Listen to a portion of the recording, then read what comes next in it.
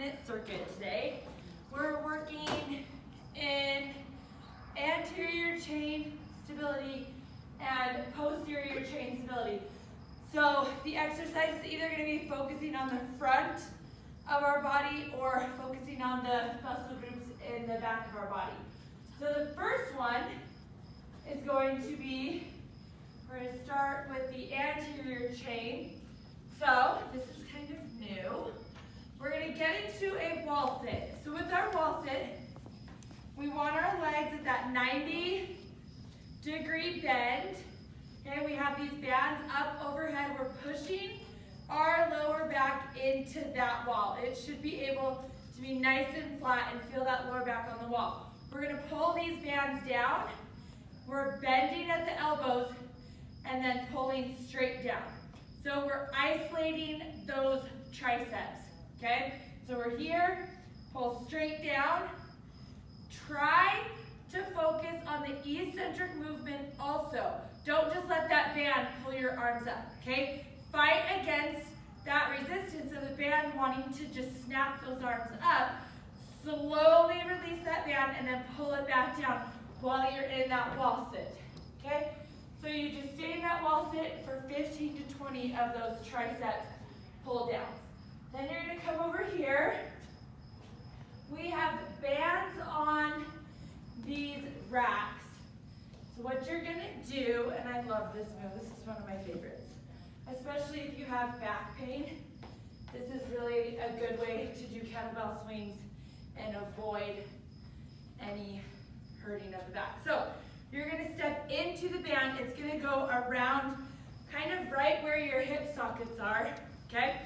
And you're going to swing this kettlebell. When you come up, you're fighting and you're pushing against that band. So you're squeezing those glutes and those inner thighs at the top as you're swinging. With this swing, it's not so much of a bend at the knees as it is that hinge at the waist. And what's nice is this band gives you feedback, right? Where you feel that band is where you really should originate that movement of hinging at the waist. So it's kind of nice because it gives you a physical cue of where to be moving. When you're doing those kettlebell swings, you have 15 of those. Then you're going to grab, we'll see, this is a new one too. So we're going to grab a sandbag. We did something like it a few weeks ago. Okay, you're going to grab that sandbag. It's going to go at your waist, okay? You're going to be here. You can use an underhand or an overhand grip.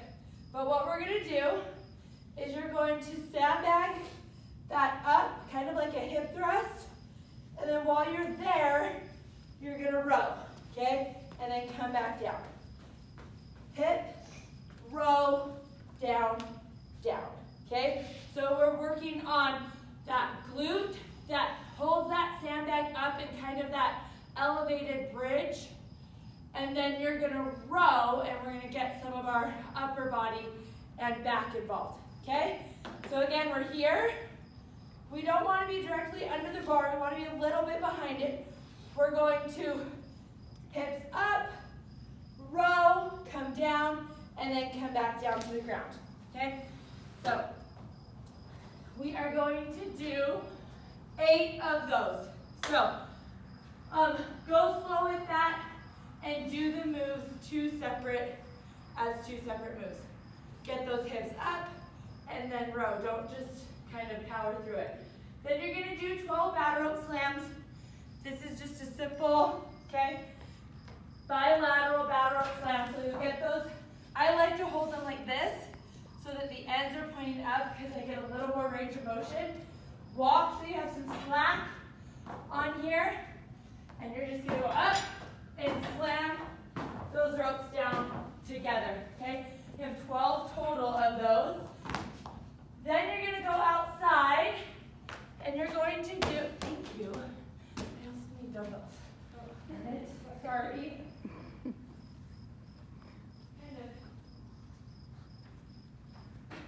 I thought, oh, I got here so early, I'll have plenty of time to get everything set up.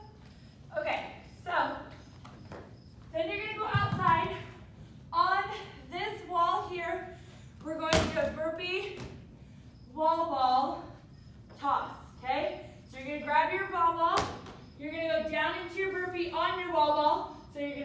push up on the wall ball, jump, and then toss.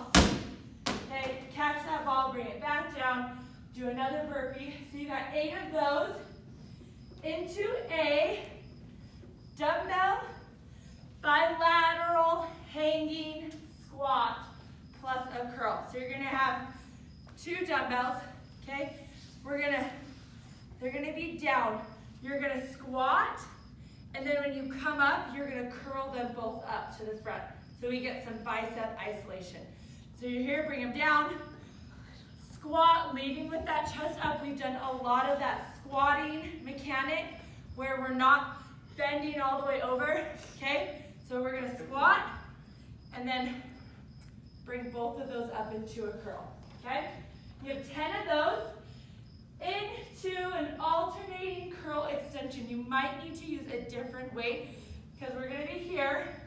We're staying in that iso curl, and you're extending that arm up and down in that curl position.